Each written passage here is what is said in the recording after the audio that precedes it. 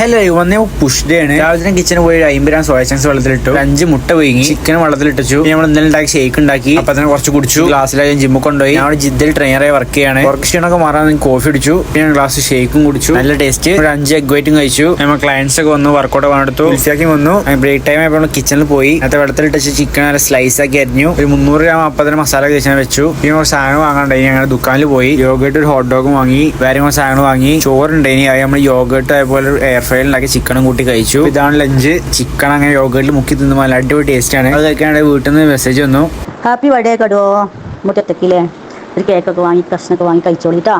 എന്ത് ബർത്ത്ഡേ ഞാൻ ആരും പറഞ്ഞിട്ടില്ല, സ്റ്റോറി പോലും വെച്ചിട്ടില്ല. 23 വയസ്സായി. അപ്പൊ അതങ്ങനെ കഴിഞ്ഞു. ഞമ്മക്ക് ഇവിടെ നല്ല തിരക്കേനി. ആൾക്കാരൊക്കെ വന്നു, കളിയൊക്കെ പറഞ്ഞെടുത്തു. തിരക്ക് കഴിഞ്ഞ് ഞമ്മക്ക് കളിക്കാൻ ടൈമായി. പുഷ് ഡേ ആണ്. ഫസ്റ്റ് നമ്മൾ കുറച്ച് കാൽസിനിക്സ് ട്രൈ ചെയ്തൊക്കെ എഴുതി. ആദ്യം നമ്മൾ ഫ്രോക്ക് സ്റ്റാൻഡ് ചെയ്ത് നോക്കി, പിന്നെ നമ്മൾ അതിന് കഴിഞ്ഞിട്ട് നമ്മൾ ഹാൻഡ് സ്റ്റാൻഡ് ചെയ്ത് നോക്കി. ഹാൻഡ് സ്റ്റാൻഡ് ബാലൻസ് ശരിയാവാണ്ട് അതിന് കുറെ ടെക്നിക്ക് പഠിക്കാൻ